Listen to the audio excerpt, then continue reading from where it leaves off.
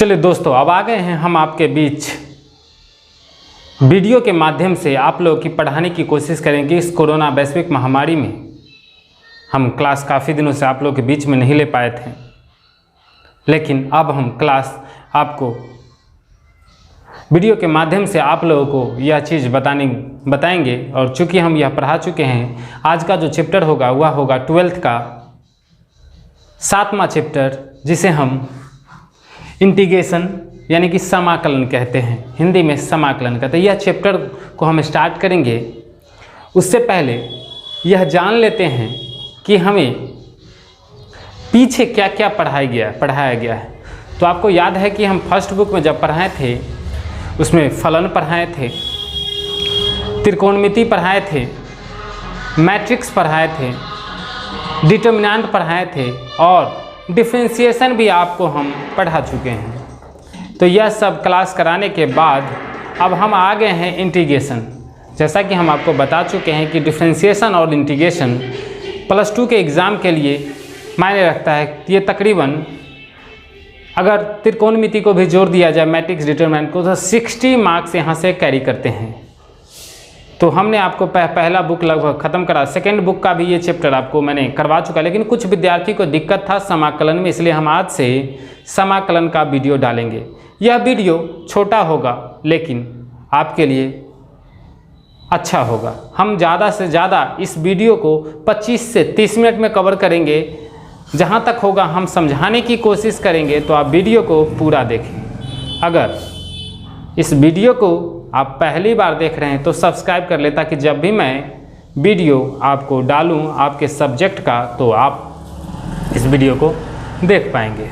चलिए स्टार्ट करते हैं इंटीग्रेशन। तो इंटीग्रेशन की ज़रूरत हमें क्यों पड़ी, यहाँ से स्टार्ट करेंगे। लेकिन पहले हम एक बार डिफरेंशिएशन की ओर बढ़ते हैं कि डिफरेंशिएशन क्या होता था, इसके संकेत क्या थे।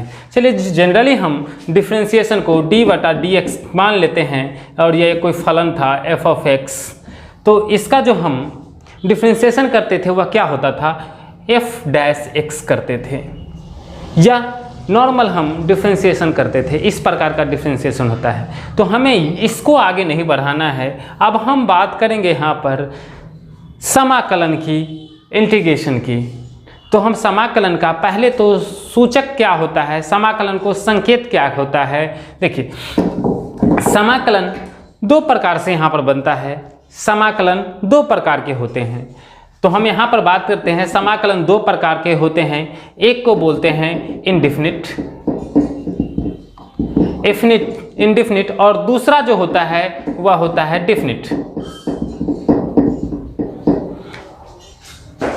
यानी कि 2 प्रकार से यहाँ पर समाकलन होते हैं। पहला जो होता है वह इंडेफिनिट और दूसरा होता है इंडेफिनिट।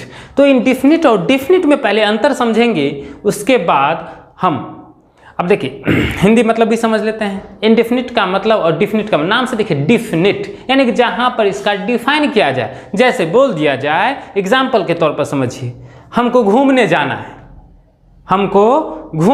है, तो कहाँ तक जाना है ये डिफाइन नहीं किया गया, हमको सिर्फ घूमने जाना है। मेरा मन होगा यहाँ से हम पत्थल घाट जाएं, यहाँ से मन होगा मोहद्दीनगर जाएं, यहाँ से मन होगा महनार जाएं। तो ये क्लियर नहीं है कि हम कहाँ तक घूमने जाएं। तो वह क्या कहलाएगा, जिसमें क्लियर नहीं होता है वह इंडेफिनिट होता है। और जिसमें क्लियर बोल दिया, हम घूमने जा रहे हैं, हम राजगीर घूमने जा रहे हैं, क्या बोले, हम राजगीर घूमने जा रहे हैं, तो ये क्या हो गया, एक डेफिनिट इंटीग्रेशन हो गया। बात समझ में आई। ये डेफिनिट यानी कि नॉर्मल में समझ लीजिए, हम एक फिक्स वैल्यू जो पता होगी वह डेफिनिट इंटीग्रेशन कहलाएगी, और जिसका वैल्यू फिक्स नहीं होगा वह इंडेफिनिट इंटीग्रेशन कहलाएगा। बात समझ में आया आपको। चलिए, तो अब आगे बढ़ते हैं। यह डेफिनिट इंडेफिनिट हो गया, तो आगे बढ़ते हैं कि समाकलन का चिन्ह क्या होता है, कैसे हम पहचानेंगे वह समाकलन होता है। तो देखिए, समाकलन का चिन्ह ऐसा होता है, आप लोग अच्छे से लिखिएगा, मेरा थोड़ा संकेत। ये समाकलन का चिन्ह होता है, ठीक है। और इससे हम जब इंटीग्रेशन डिफरेंशिएशन बताए थे, चर और अचर भी बताए थे। चर कितने प्रकार के होते हैं, 2 प्रकार के होते हैं। कैसा चर होता है, डेफिनिट, इंडेफिनिट चर भी होते हैं, वेरिएबल होते हैं। किसके डिपेंडेंट और इंडिपेंडेंट में, तो सारा चीज़ हम बता चुके हैं। आप एक बार प्रैक्टिस कीजिएगा, नहीं तो वो हम पहले 7 चैप्टर से आगे बढ़ते हैं, उसके बाद हम 12th की सारी जो बुक्स का जो चैप्टर है हम सबको कवर करेंगे अगर हमें समय मिला तो, लेकिन आप अभी से एकदम रहिए फ्री कि हम आधे घंटे का आपको वीडियो जरूर डालेंगे। तो समाकलन का यह चिन्ह होता है। दो प्रकार के समाकलन होंगे, डिफिनिट और इनडिफिनिट। हमें ज़्यादातर डिफिनिट इंटीग्रेशन ही पढ़ना है। डिफिनिट का थोड़ा सा हमें टॉपिक है, ज़्यादा नहीं हमें पढ़ना है। तो चलिए पहले हम इनडिफिनिट तो पढ़ना ही है, तो डिफिनिट का समझ लेते हैं कि डिफिनिट वास्तव में डिफिनिट का मतलब क्या होता है। चलिए मिटाने वाला नहीं है। इनडिफिनिट हम थोड़ा सा क्लियर करते हैं एक समझाने के। इनडिफिनिट जो कि हमें पढ़ना है अभी से लगातार 7वां चैप्टर 7, 8, 9, 7.1 से लेकर लगभग 7.10 से 11 तक हैं, तो उसमें से एक आधा चैप्टर ही डिफिनिट का है, वो भी हम बताएंगे। पहले यहाँ से क्लियर करते हैं कि इनडिफिनिट थोड़ा सा समझ लेते हैं। जैसे इनडिफिनिट समझिए, मान कर चलिए कोई आपका एक प्लेन है, एक तल है, एक्स वाई जो भी हो, अगर मान के चलिए हमें यहाँ पर बोला जाए इस त्रिभुज का क्षेत्रफल निकालना का है, तो आप आसानी से क्या कर सकते हैं, इसको कोऑर्डिनेट ज्योमेट्री से निकाल सकते हैं। इजी है, कोऑर्डिनेट ज्योमेट्री का प्रयोग करके हम इस त्रिभुज का क्षेत्रफल आसानी से हम निकाल सकते हैं। लेकिन अगर यही आपको बोल दिया जाए एक पैराबोला बन गया, और पैराबोला में मान के चलिए ये क्षेत्रफल है, इस क्षेत्रफल का ये पैराबोला है पूरा, और इस एरिया का हमें क्षेत्रफल निकालना हो तो थोड़ा मुश्किल है। इस मुश्किल को दूर करने के लिए हमें डेफिनेट इंटीग्रेशन का प्रयोग किया जाता है, क्योंकि देखिए जो पैराबोला बनाए थे वह अनंत की ओर जा रहा था, कहाँ से शुरू हुआ कहाँ तक जाएगा, लेकिन ये डेफिनेट जैसे ही बोल दिया गया कि इस क्षेत्र का निकाले तो वह डेफिनेट इंटीग्रेशन बन गया। जैसा कि मैंने आपको पहले एग्जाम्पल बोला था कि आपको मोहनपुर जाना है तो ये डेफिनेट हो गया, पत्थलघाट जाना है डेफिनेट हुआ, अहलाचक जाना है डेफिनेट हुआ, पटना जाना है यह डेफिनेट हुआ। लेकिन हम जा रहे हैं, तो यह जा रहे हैं तो कहाँ जा रहे हैं, यह डेफिनेट नहीं है, यह इनडेफिनिट है। तो यह इस प्रकार का यह डेफिनेट का बनेगा जनरली। उसके बाद हम डेफिनेट इंटीग्रेशन की बात करेंगे। चलिए तो अब इसको थोड़ा मिटाते हैं, चलिए आगे बढ़ते हैं। अब आ गए हैं, हम आपको बताते हैं, बोर्ड पर कुछ लिख दिए हैं पहले। तो हम अब आपको बता रहे थे डेफिनेट और इनडेफिनिट इंटीग्रेशन। तो कुछ यहाँ पर देखिए, जैसा कि हम संकेत आपको बता चुके थे, इंटीग्रेशन का संकेत क्या होता है। जिस प्रकार हम डिफरेंशिएशन करते थे, जैसा कि d/dx के रूप में हम कर रहे थे, कोई भी फंक्शन हो तो d/dx और इसका डिफरेंशिएशन f'(x) हम बताए थे, ये डिफरेंशिएशन होता है। तो ये तो जनरल हम डिफरेंशिएशन को बोलते हैं, इस प्रकार हम लिख रहे थे। लेकिन अब हमें इंटीग्रेशन की अभी बात करना है, तो इंटीग्रेशन किस प्रकार करते हैं सो देखते हैं। चलिए पहले हम इंटीग्रेशन का एक यहाँ पर जो हम आपको दिखा रहे हैं, ये इंटीग्रेशन देखिए, इंटीग्रेशन का चिन्ह है f(x) और dx है। तो इसको हम पढ़ते क्या है पहले वो समझ लेते हैं। इसको पढ़ते हैं इंटीग्रल ऑफ f(x). इसको हम देखिए f(x) को ऐसा वाला रहेगा, उसको हम f(x) पढ़ते हैं, और ये इंटीग्रेशन का साइन है, इसलिए इसको क्या पढ़ लेते हैं। ये देखिए, ये जो पूरा होगा, ये जो पूरा क्या कहलाएगा, इंटीग्रल ऑफ f(x) कहलाएगा। क्या कहलाएगा, इंटीग्रल ऑफ f(x), यानी कि इसको जो हम पढ़ेंगे, f(x) को क्या कहेंगे, इंटीग्रल ऑफ f(x). इंटीग्रल को हिंदी में क्या बोलते हैं, समाकल्य, यानी कि f(x) का समाकल्य। ये जो हो रहा है वो क्या है, f(x) का समाकल्य। और देखिए ये जो लिखा हुआ है ये क्या है, जो ये इंटीग्रल है, क्योंकि इसी का इंटीग्रेशन हम कर रहे हैं, इसलिए जिसका इंटीग्रेशन करते हैं वह क्या कहलाएगा, इंटीग्रल कहलाता है। इंटीग्रल को हम हिंदी में समाकल्य बोलते हैं। ये जो पूरा फंक्शन हुआ, पूरा का पूरा, ये देखिए हम जो यहाँ पर राउंड लगा दिए हैं, पूरा का पूरा ही कहलाएगा इंटीग्रेशन।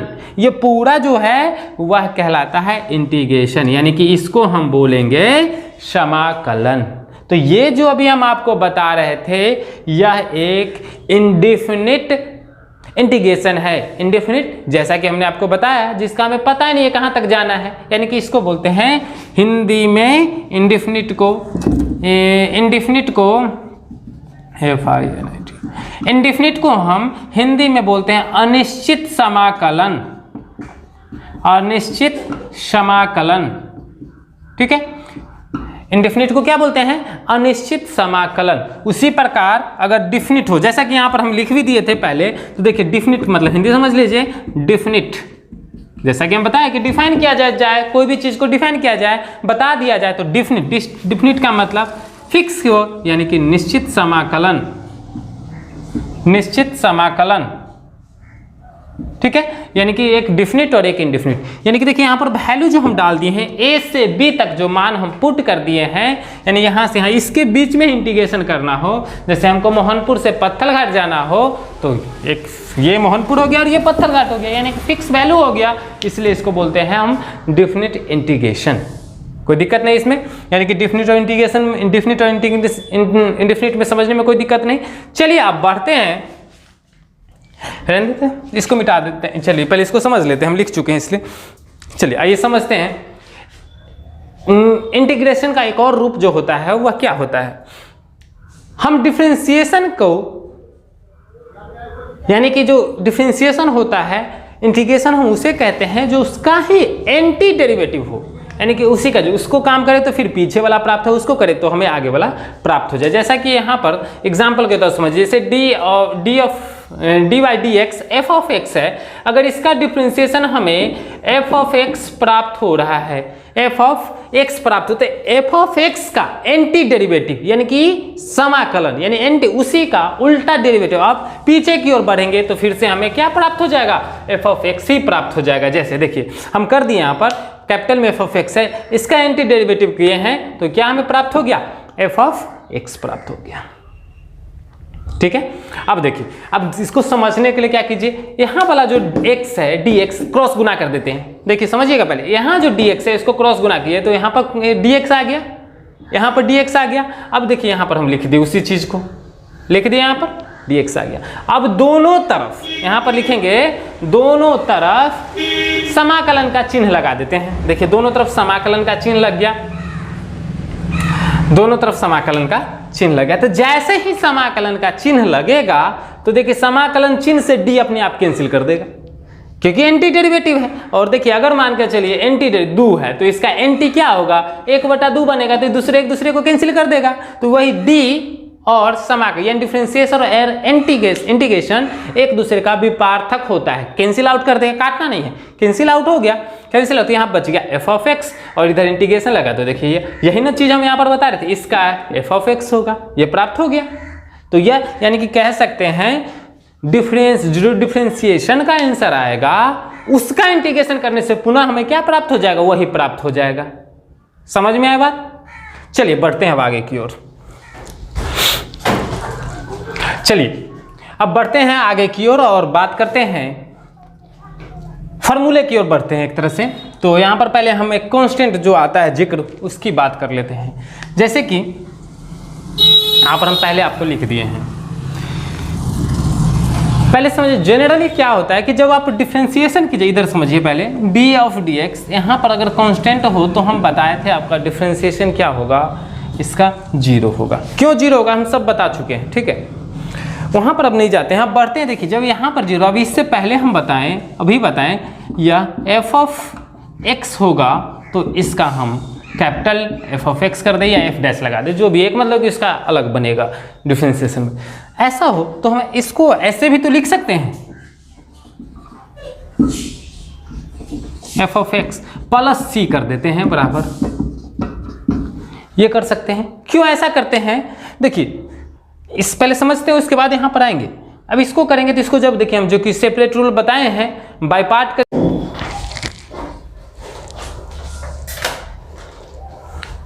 सॉरी जो आपको दिक्कत हुई, हम वीडियो अभी देख रहे थे, बीच में फ़ोन आ गया था, इसके कारण वीडियो कट हो गया था। तो वो वीडियो हम देख नहीं पाए कि वीडियो शूट हो रहा है कि नहीं शूट हो रहा है, तो कट गया। तो हम जो लास्ट में इस तो सूत्र हम तब तक लिख चुके थे, हमें लगा कि वीडियो चल रहा है, लेकिन वीडियो कट हो गया था। तो ये सूत्र जो है आपका, वो सूत्र हम पहले आप नोट कर लीजिए और हम वो फिर से एक बार समझा देते हैं। वो f of x plus c ये सूत्र है। नॉर्मली सूत्र इतना है, आप और सारे सूत्र हैं बुक का, जब सेकंड बुक स्टार्ट कीजिएगा तो उसमें पहले चैप्टर में ही सारे सूत्र हैं, तो इंटीग्रेशन वाला याद कर लीजिएगा। जो डिफरेंशिएशन जो विद्यार्थी अभी तक नहीं पढ़े हैं उसे कोई दिक्कत नहीं है, आप इंटीग्रेशन का फॉर्मूला याद कीजिए, हम हैं आपके लिए, हम समझा देंगे आपको बारी बारी से। तो ये सूत्र हमने कुछ नॉर्मल ये डिफरेंशिएशन का लिखे थे, उसी का जस्ट उल्टा बोले थे, इसलिए ये इंटीग्रेशन का सूत्र हम इधर लिख दिए। तो घबराने की बात नहीं, जो पीछे अभी टॉपिक शायद कर रहे थे वो छूट गया था। चलिए पहले उसी पर आते हैं।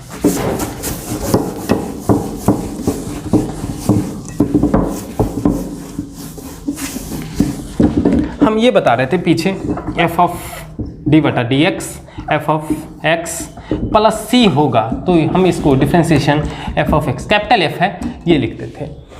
और चूंकि हम इंटीग्रेशन बताए हैं, डिफ्रेंसिएशन का जस्ट उल्टा इंटीग्रेशन होता है। इंटीग्रेशन का साइन ये होता है एफ ऑफ एक्स और कैपिटल में है यह और डी एक्स, तो इसको हम लिखते थे एफ ऑफ एक्स प्लस सी। ठीक है, ऐसा क्यों लिख रहे हैं समझिए, क्योंकि यहाँ पर तो जीरो आ गया था, ये सी का कांस्टेंट करेंगे जीरो, तो फिर ऐसे लिखें जीरो लिखें ना लिखें क्या बात पड़ता है, बात उतना ही है। तो ये कांस्टेंट क्या, देखिए नॉर्मल दिमाग में क्या रखिए कि यह आ जाए, उसके बाद क्या कर लीजिएगा जीरो डाल दीजिए, सॉरी जीरो कह रहे प्लस सीधा जो भी इंटीग्रेशन की बात करें, डिफरेंशिएशन में नहीं, इंटीग्रेशन जो भी कीजिएगा उसके लास्ट में जो भी आंसर है उसमें सी प्लस सी लगा दीजिएगा वो आंसर, क्योंकि सी का मतलब क्या होता है, देखिए सी जो सी होगा वो C belongs to all real number. C जो होगा कोई भी नंबर है वहाँ पर, कोई भी संख्या आ सकती है, आर हो गया वास्तविक रियल नंबर है, वास्तविक संख्याएं हैं, तो कुछ भी हो सकता है। तो ये वीडियो शूट नहीं हो पा रहा था, बाद में हम बता रहे हैं, चलिए कोई बात नहीं। लेकिन चलिए आज के लिए इतना ही रहने देते हैं। सूत्र आपको हम पहले करवाए, सूत्र आप याद कर लीजिएगा। अब बात करते हैं कि जब हम कल क्लास में आएंगे तो चैप्टर से ही स्टार्ट करेंगे, थोड़ा बहुत बेसिक एक बार पीछे से रिवाइज। अगर आप ये वीडियो को देख रहे हैं, अगर कोई भी चीज़ आपको समझ नहीं आ रहा तो आप नीचे कमेंट जो है कमेंट बॉक्स में जाकर कमेंट कीजिए, हम क्लास करेंगे। और जो बच्चा अगर इच्छुक हैं कि हम क्लास करना चाहते हैं तो क्लास आप जानते हैं कहाँ पर है, आ सकते हैं क्लास के लिए +2 के। और नीचे जो नंबर दिख रहा है आपको उस पर भी व्हाट्सएप कर सकते हैं। नीचे आपको बैनर का दिख रहा होगा, आप हमें फेसबुक पेज पर भी फॉलो कर सकते हैं, ट्विटर भी फॉलो कर सकते हैं, यूट्यूब पर तो चैनल को सब्सक्राइब कर लीजिएगा और बेल आइकन का बटन भी दबा लें ताकि आपको नोटिफिकेशन मिल जाए जब भी हम इस वीडियो को डालें। तो ज़्यादा से ज़्यादा लोगों तक शेयर कीजिए ताकि जो बच्चा नहीं पढ़ पा रहा हो, कहीं संस्थान नहीं गया हो, अलग अलग जगह पढ़ रहा हो, लेकिन कोरोना वैश्विक महामारी में नहीं जा पा रहा हो क्लास करने के लिए, तो घर पे बैठ कर अपना पढ़ाई कर सकता है। हाँ, अब हम वीडियो 11th का कोशिश करें कि 11th का भी 1-2 दिन में वीडियो अब डालने की कोशिश करें। समय नहीं है इसके कारण नहीं कर पाते हैं। और जनरल कंपटीशन का भी हमारे राजू सर हैं, उनसे हमारी बातचीत हुई थी, वो क्लास जल्द ही स्टार्ट करेंगे तो हम वो वीडियो भी आपको दिखाने की कोशिश करेंगे। अभी के लिए इतना ही, फिर आपको हम मिलेंगे कल एक वीडियो के साथ जिसमें हम चैप्टर का डिस्कशन कल से करना स्टार्ट करेंगे।